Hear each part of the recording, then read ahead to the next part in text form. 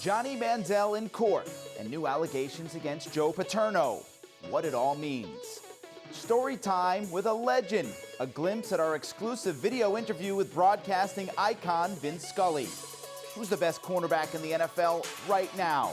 Hall of Famer Rod Woodson weighs in. Plus, we get you ready for the 142nd running of the Kentucky Derby. This is SI Now.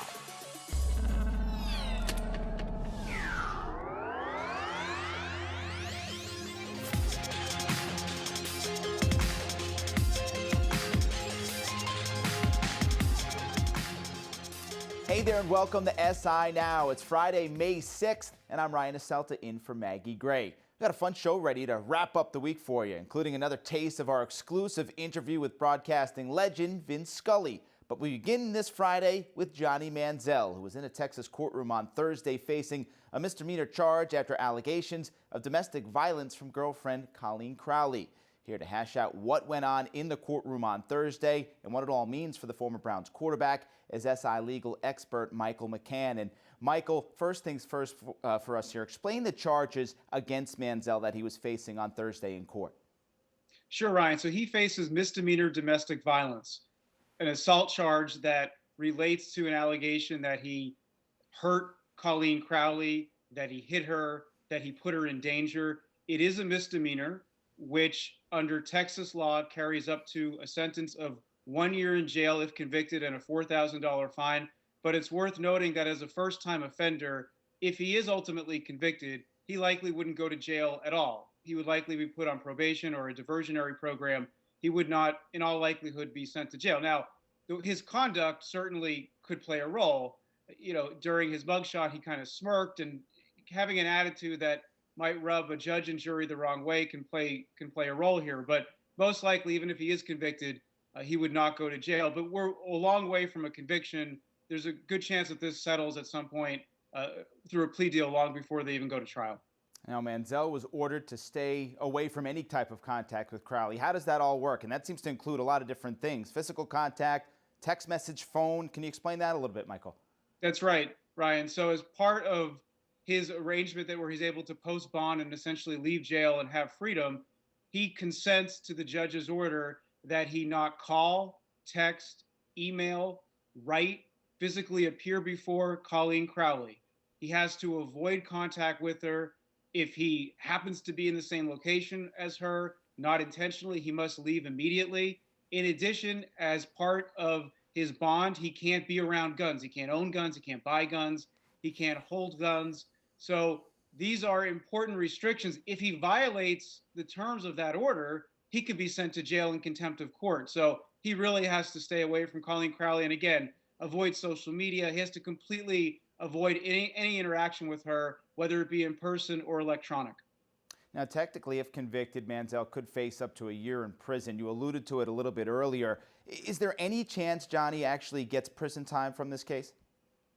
It's extremely unlikely, Ryan. First-time offenders in Texas simply don't receive jail time for something like this. Now, the judge holds it over Johnny Manziel that he could sentence him to jail. So if Johnny Manziel is convicted and if he rubs the judge the wrong way, if he seems like a jerk, I mean, these are things that can actually make a difference. If he's not remorseful, if he has a bad attitude, in theory, the judge could elect to sentence him up to a year in jail. But again, extremely unlikely. The most likely scenario is that he gets no jail time if he's convicted. And of course, we don't know if he's going to be convicted. We don't know if Colleen Crowley will testify. We don't know what kind of video evidence is available. We don't know if he'll reach a plea deal. So there are a lot of factors before we even get to a conviction. All right, let's switch gears and talk about the news coming around the Penn State Joe Paterno story, where in a court yesterday, a judge in Philadelphia released some new evidence that there's allegations that Joe Paterno knew about the allegations and the child abuse in his program well before what was previously thought. Can you explain what came out of that courtroom yesterday, Michael?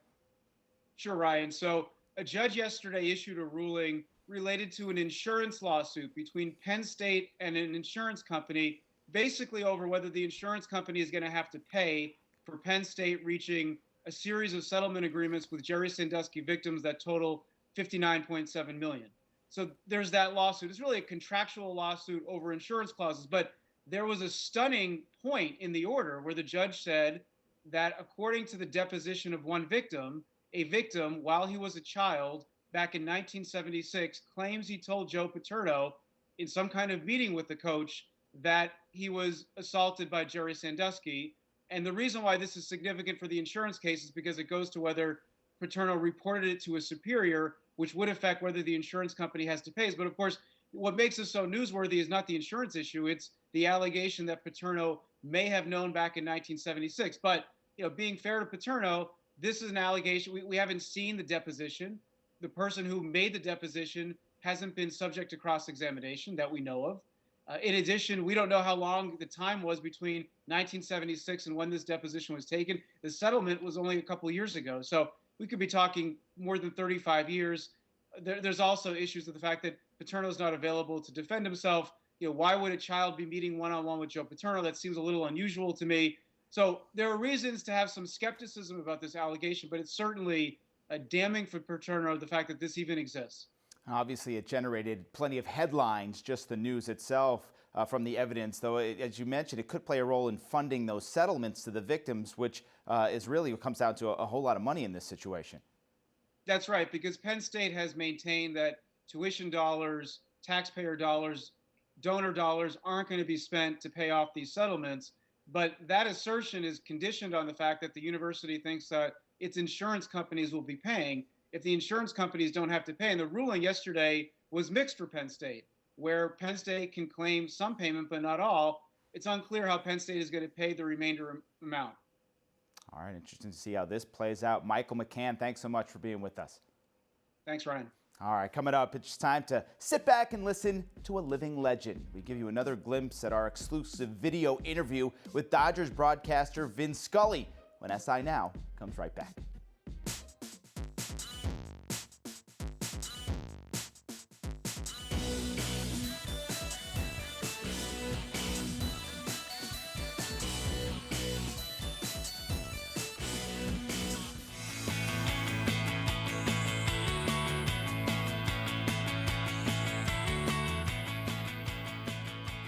All right, welcome back to SI Now. Broadcasting legend Vin Scully is one of the unique voices that you can just kick back and listen to on any given summer night, regardless of who's playing or what's happening on the field. Scully's stories from his 60-plus years in baseball are often better than the game itself. Well, Sports Illustrated's Tom Verducci recently sat down with Scully to tape an exclusive SI Now video interview that will air next week, accompanying a feature in the magazine. Here's another taste of Tom's conversation with Vin. Dare I say, pull up a chair. Good evening, everybody. And despite the fact that I have just knocked a cup of coffee in my lap and a suit that's just out of the cleaners, it's great to be home. Put me back into Ebbets Field, if you will, because obviously a lot of today's fans, they read about it, they know it historically, but they don't really know the feel of the ballpark. Paint for me, the sights, the sounds, even the smells of that little diamond in Flatbush. Well, first of all, to the people today, they see big stadiums or carefully architecturally designed to hold 40,000. Ebbets Field was just a small ballpark built really on the garbage area of that area in Brooklyn. There was a very colorful lady, Hilda Chester, her name was. And Hilda started out very famous in center field, and she carried a big cowbell. And whatever the Dodgers did, she'd ring the cowbell, and you were aware of her presence, very much so. And my first year, I'm there, and it's a quiet Saturday afternoon with a few thousand people. And I'm sitting next to Red Barber, and all of a sudden, this booming voice, which wasn't really female, came out loud and clear, and it was Hilda. And she hollered, "Vin Scully, I love you." And the crowd laughed, and I kind of lowered my head. I was embarrassed. And with my head down, she said, "Look at me when I'm talking to you." And the crowd went bananas. And that could not happen today, and that's why I bring it up. There was an intimacy with the crowd. Today's ballparks, the crowds are like wallpaper. They make sounds, but you're not rare of individuals. So that to me is the biggest single difference between modern day baseball, big stadia, and then Little Ebbets Field. Full counter. There's another bell. High and deep. Forget it. October 4th, 1955. 3:45 p.m., and you're the only one who's ever been able to say these words. Ladies and gentlemen, the Brooklyn Dodgers are champions of the world. Right, and that's all I could have said. Had I tried to say something else, I probably would have broken down. And then I was in kind of a daze, and I was working with Mel Allen, the great Mel Allen. And after I said that, I got up out of the chair and started to walk out of the booth. And Mel said, "Hey, Keed," which is what he would say, "I'm going to leave and not say goodbye?" I was so happy for those players whose frustrations and anguish I knew well because I'd been with them since 1950. They lost to Philadelphia on the final day, 51. They lose to Bobby Thompson. They lose in the World Series in 52 and 53. They're blown out by the Giants in 54 during the regular season. So when they finally win, I really felt for their happiness. It was a marvelous feeling. There always was, I think, a sense of us against the world. And Brooklyn was always made fun of, and all the service war movies, the guy from Brooklyn always spoke funny and dumb. And so this was the answer to the lordly spires of New York.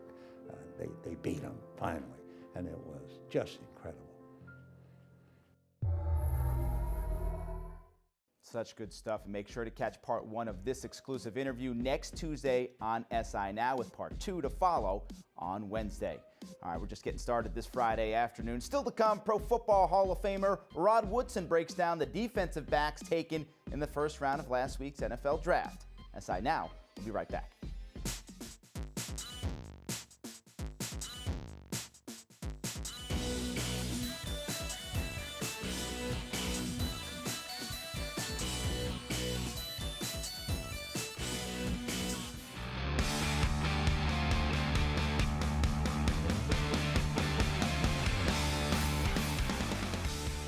All right, welcome back to SI Now. Well, if this year's NFL Draft showed us anything, it's that teams around the league value the defensive back. 7 defensive backs in all were taken in the first round, including 3 cornerbacks in the first 11 picks. Now, a guy who knows plenty about the position is Pro Football Hall of Famer Rod Woodson, and he joins us now by phone.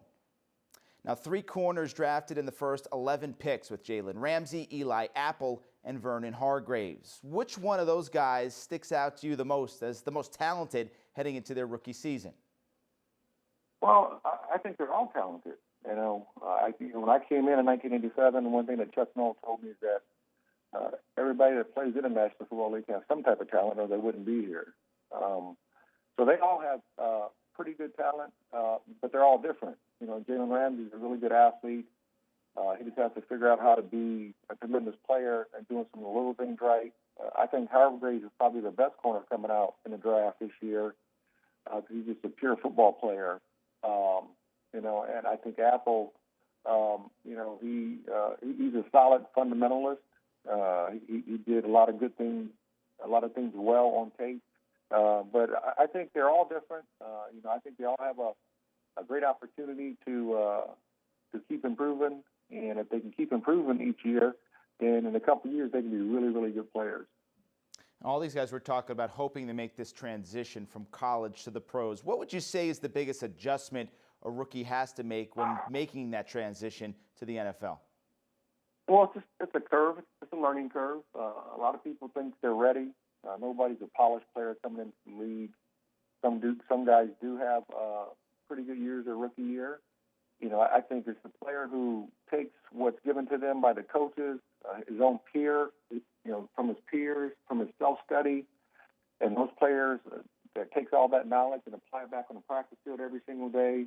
Those guys separate themselves from being average to being good to being great. And if they can do that, then they'll have a great opportunity.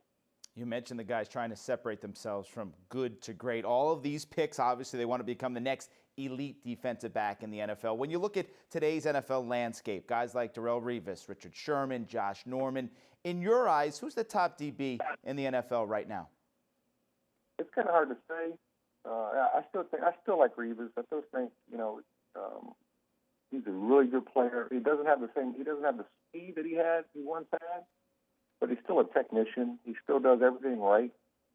He can get in trouble when he finds a quicker, faster receiver.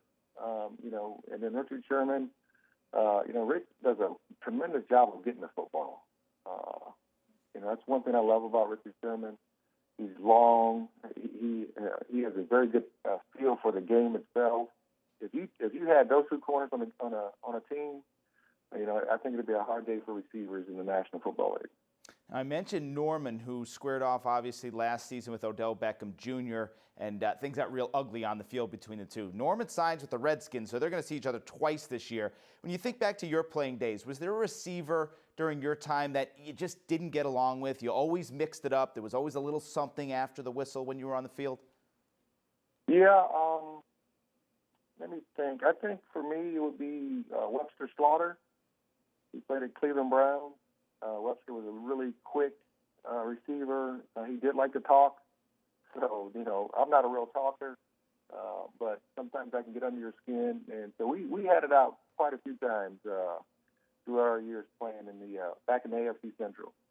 Now, you were inducted into the Pro Football Hall of Fame in 2009. This year's class includes names like Marvin Harrison, Kevin Green, Orlando Pace, and Coach Tony Dungy. What do you think would be the best way to describe the class of 2016? It was a solid class. Can there be any bad Hall of Famers? Everybody wants to rank everybody all the time. I see the rankings, at times about the Hall of Fame players and, who were the best ones. And, I think, once you get enshrined in Canton and your bus is up there, you're in that brotherhood for life. And it's great to see guys getting their due. It's great seeing Coach get an opportunity. Can't wait to hear their speeches. Hopefully they don't go too long. But, it's going to be good to put their arms around those guys when they get to Canton. And you're also doing some work off the field with the Pro Football Hall of Fame, a very new initiative, a new venture in Canton here. Very cool stuff here. Tell us about it a little bit. Yeah, we're doing a lot of people have, and you see a lot of youth camps around the country, but I think what we're doing is different, is that we have a thing called a Call to the Hall camp. It's in Canton, Ohio. What better place to have a football camp than to where a place where we just talked about, the Pro Football Hall of Fame, the best players to ever don a helmet to play pro football is enshrined there. And they pair together, bring camps to the youth. I think it's going to be awesome with the veteran coaches that we have and the ex-NFL players that are going to be coaching them. They're going to learn a lot of good football. They're going to hopefully get a great foundation to take forward with them for the rest of their lives. Very, very cool stuff. They want to be the best. They get a chance to learn from the best. That's great stuff coming out of the Hall of Fame this year. Hall of Famer Rod Woodson, thanks for being with us, man. All right, thanks. All right, up next, the first Saturday of May is upon us, which means it's Kentucky Derby weekend. We get you ready for the Run for the Roses with Sports Illustrated's Tim Layden when SI Now comes right back.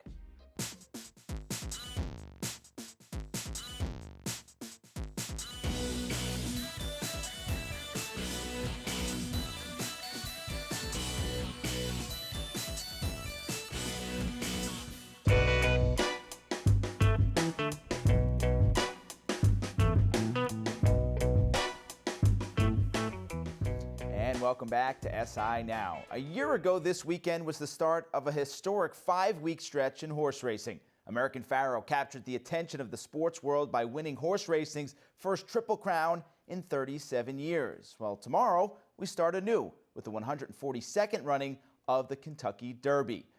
Sports Illustrated senior writer Tim Layden is in Kentucky. We hear the tones from that horn, and he's here to break down this year's Derby. And Tim, a very interesting year in that it's the first time in 37 years we're coming off a Triple Crown winner. Does the Derby have a different feel this time around? Any different buzz down there in Kentucky? It's really hard to measure because, the Derby is such a massive social and public event and really just a giant party that there's always a lot of buzz. And whether it's going to be a buzz that grows the audience of horse racing is something I don't think we're going to know until we see TV ratings and long-term attendance and things like that. I mean, really, the Derby, there's been huge buzz at the Derby every year of those 37 years since the last Triple Crown. And this year is no different. And there's a lot of people still talking about American Pharoah. I'll say that. And so there's still some excitement left over from last year. And I don't know if it's because people are new fans or they want to see another Triple Crown, or they're just on a high from what they saw last year. All right, let's take a look at today's SI Now Adrenaline Performance presented by Toyota. Let's go places. And today's performance belongs to Nyquist, the horse undefeated in 7 starts, a 3-1 favorite in tomorrow's Derby. When you look, Tim, at the 20-horse field here, all eyes are on this horse who seems to outclass the competition. How good is Nyquist? 7 races, undefeated, only been challenged closely really a couple times, seems to be dominant. At the same time, he's not a massive, huge horse that not that just completely overwhelming athlete like American Pharoah was. So he's one of those horses that really looks great. He's the first undefeated 2-year-old champion to come to the Derby with a chance to win since the last to do it was Seattle Slew in 1977, a historic horse. So he's a horse that really we're not going to know until tomorrow how good he is. He looks like by far the best horse. Best horse doesn't always win the Kentucky Derby. What do you think? If it wasn't for American Pharoah last year, would Nyquist be getting a lot more attention going into this year's Derby? I don't know. I mean, I think Nyquist is getting plenty of attention. You know, it's really last year leading into this race, American Pharoah was just one of about 3 or 4 horses that people were pretty excited about. They were the most excited about him. A lot of people thought that his stablemate, a horse named Dortmund, who nobody remembers now, could beat him. So really, it's all about what happens tomorrow. Trainer Bob Baffert helped lead American Pharoah to the Triple Crown a year ago. This year, he's with a horse named More Spirit, who's never finished worse than second. Jockey Gary Stevens has said he can't get this horse tired. Is this the type of horse you think that can challenge Nyquist tomorrow? Yeah, well, Gary's got to do more than get him tired. He's got to get him to run fast. And, More Spirit, it's M-O-R. He's owned by a Danish guy, Michael Lund Peterson, who founded the Pandora jewelry chain. He's a good horse. Baffert paid $680,000 for him, actually bought him from the guy that owns Nyquist. So it's an interesting backstory there. He's a good horse. He's always right there. Whether he's fast enough and really brilliant enough to actually win the race is a serious question. Outside of Nyquist and More Spirit, which other horses should we be keeping an eye on race day tomorrow? You know, I'm interested in a horse. There's a horse named Mo Heyman that was undefeated until he got beat by Nyquist in the Florida Derby. He ran really badly that day, and that was a surprise. And I'm thinking he's going to run better this time. There's a couple of horses that come running down the stretch really late because they're slow early in the race. One of them is named Mo Tom. He's owned by Tom Benson, the owner of the Saints. Another one is Sudden Breaking News, all one word, a mouthful. They'll both be trying to weave their way through horses down the stretch and catch up at the end if the leaders get tired. So, I mean, there's a lot of ways if you got a wallet full of money you're trying to divest yourself of, there's a lot of ways to go in this race. All right, the 142nd running of the Kentucky Derby. Post time just after 6:30 p.m. Eastern on Saturday night. Tim Layden, thanks so much for being with us. Thank you. All right, and that's going to do it for this week. We'll be with you again on Monday at 1 p.m. Eastern. But until then, you can keep up with all the latest sports news on SI.com. And don't forget to follow us on Twitter at SI Now Live. We leave you this afternoon with a very important message. Sunday, of course, is Mother's Day, a day when we pay thanks to all the most important women in our lives. Well, a year ago, NBA legend Karl Malone stopped by and shared some very special feelings of his own about his mom. Their words to live by this weekend and every day. Happy Mother's Day to all the moms out there, and we'll see you next week.